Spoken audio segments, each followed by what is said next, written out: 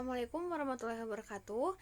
Saya Tiara Fitriani dengan nomor induk mahasiswa 121206017. Kali ini saya akan membuat video tentang tata cara umroh dan haji. Selamat menyaksikan. Cara yang pertama yaitu mempersiapkan berihram dengan mandi junub dan memakai wangi-wangian. Kedua yaitu memakai kain ihram. Bagi laki-laki memakai dua helai kain yang berfungsi sebagai sarung dan penutup pundak. Adapun wanita memakai pakaian yang telah disyariatkan yang menutupi seluruh tubuhnya, tetapi tidak memakai cadar atau memakai sarung tangan. Yang ketiga yaitu berihram dari mikot dengan mengucapkan labaik umroh, yang artinya aku memenuhi panggilanmu untuk menunaikan ibadah umroh. Keempat yaitu jika khawatir ada kendala sakit atau penghalang lain yang menghalangi ibadah haji atau umroh, maka diperbolehkan mengucapkan Allahumma mahili haitsu habastani, yang artinya ya Allah, tempat tahallul di mana saja engkau menahanku. Dengan mengucapkan persyaratan atau kalimat ini dalam umroh maupun haji, seseorang terhalang untuk menyempurnakan manasiknya, maka diperbolehkan tahallul dan tidak wajib membayar dam. Kelima yaitu tidak ada syarat atau alat untuk berihram. Jika bertepatan dengan waktu sholat, maka sholatlah lalu berihram setelah sholat. Yang keenam yaitu setelah membaca talbiyah umroh, dilanjutkan dengan membaca dan memperbanyak tarbiyah berikut ini sambil mengeraskan suara bagi laki-laki dan lirih bagi perempuan hingga tiba di Makkah, yaitu labbaik Allahumma labbaik labbaik la syarika labbaik innal hamda wa ni'mata laka wal mulk la syarika la.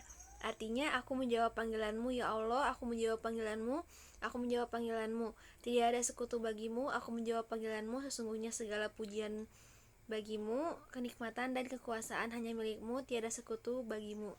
Yang ketujuh yaitu jika memungkinkan, seseorang diperkenankan untuk mandi sebelum memasuki kota Makkah. Yang kedelapan yaitu saat masuk Masjidil Haram, didahulukan dengan kaki kanan sambil membaca doa masuk masjid, yaitu Allahumma ftahli abwaba rahmatik, yang artinya ya Allah, bukakanlah untukku pintu-pintu rahmatmu. Yang kesembilan yaitu saat menuju Hajar Aswad lalu menghadap sambil membaca Allahu Akbar atau Bismillah Allahu Akbar, lalu mengusapnya dengan tangan kanan dan menciumnya. Jika tidak memungkinkan untuk menciumnya, maka cukup dengan mengusapnya. Lalu mencium tangan yang mengusap Hajar Aswad. Jika tidak memungkinkan untuk mengusapnya, maka cukup dengan memberi isyarat kepadanya dengan tangan, namun tidak mencium tangan yang memberi isyarat. Ini dilakukan setiap putaran tawaf. Cara yang ke-10 yaitu memulai tawaf umroh 7 putaran, dimulai dari Hajar Aswad dan berakhir di Hajar Aswad pula. Dan disunahkan berlari-lari kecil pada 3 putaran pertama dan berjalan biasa pada 4 putaran terakhir. Yang ke-11 yaitu disunahkan pula mengusap rukun yamani pada setiap putaran tawaf, namun tidak dianjurkan mencium rukun yamani. Dan apabila tidak memungkinkan untuk mengusapnya, maka tidak perlu memberi isyarat dengan tangan. Yang selanjutnya, yang ke-12 yaitu ketika berada di antara rukun yamani dan Hajar Aswad, disunahkan membaca Rabbana atina fid dunya hasanah wa fil akhirati hasanah wa qina azabannar, yang artinya ya Allah, berilah kami keselamatan di dunia dan di akhirat dan jauhkanlah kami dari siksa api neraka. Yang selanjutnya, yang ke-13 yaitu tidak ada zikir atau bacaan tertentu pada waktu tawaf selain yang disebutkan pada nomor 12 yang tadi. Dan seseorang yang tawaf tidak boleh membawa Al-Quran atau doa zikir yang ia suka.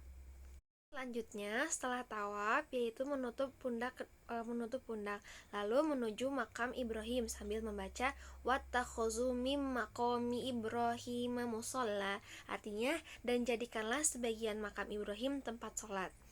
Yang ke-15 yaitu sholat sunat tawaf 2 rakaat di belakang makom Ibrahim. Pada rakaat pertama setelah membaca surat Al-Fatihah membaca surat Al-Kafirun, dan rakaat kedua setelah membaca Al-Fatihah membaca surat Al-Ikhlas.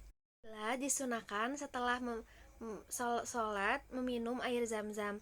Lalu yang ke-17 kembali ke Hajar Aswad, bertakbir lalu mengusap dan menciumnya jika hal itu memungkinkan, atau mengusapnya atau memberi isyarat kepadanya. Selanjutnya yang ke-18, saat menuju Bukit Safa untuk melaksanakan sa'i umroh, dan jika telah mendekati Safa membaca Innas Safa wal Marwata min sya'arillah. Artinya sesungguhnya Safa dan Marwah adalah sebagian dari syiar Allah. Selanjutnya mengucapkan nabda'u bima bada Allah bih. 19 yaitu saat menaiki Bukit Syafa lalu menghadap ke arah Ka'bah hingga melihatnya jika hal itu memungkinkan, kemudian membaca Allahu Akbar, Allahu Akbar, Allahu Akbar 3 kali, lalu membaca La ilaha illallah wahdahu la syarika lahul mulku wa lahul hamdu yuhyi wa yumitu wa ala kulli syai'in qadir, La ilaha illallah wahdahu anzaza wa'dahu wa nasara abdahu wa hazamal ahzaba wahdahu. Artinya Allah Maha Besar, Allah Maha Besar, Allah Maha Besar. Tiada sesembahan yang berhak disembah kecuali hanya Allah semata. Tiada sekutunya baginya. Miliknya ialah segala kerajaan dan segala pujian untuknya. Dia yang menghidupkan dan yang mematikan. Dia Maha Kuasa atas segala sesuatu. Tiada sesembahan yang berhak disembah hanya Allah semata. Dialah yang melaksanakan janjinya, menolong hambanya, dan mengalahkan tentara sekutu dengan sendirian. 10 yaitu syarat membaca doa yang sebelumnya, yaitu doa tersebut dibaca 3 kali, dan di antara pengulangan doa itu bisa menyebutkan doa apa yang diinginkan. Lalu yang ke-21 yaitu turun dari Safa dan berjalan menuju Marwah. Kemudian yang ke-22 yaitu disunahkan berlari-lari kecil dengan cepat dan sungguh-sungguh di antara dua tanda lampu hijau yang berada di masa tepat sa'i bagi laki-laki, lalu berjalan biasa menuju Marwah dan menaikinya. 23 yaitu setibanya di Marwah kerjakanlah apa yang dikerjakan di Safa, yaitu menghadap kiblat lalu bertakbir dan membaca zikir yang tadi yang nomor 9.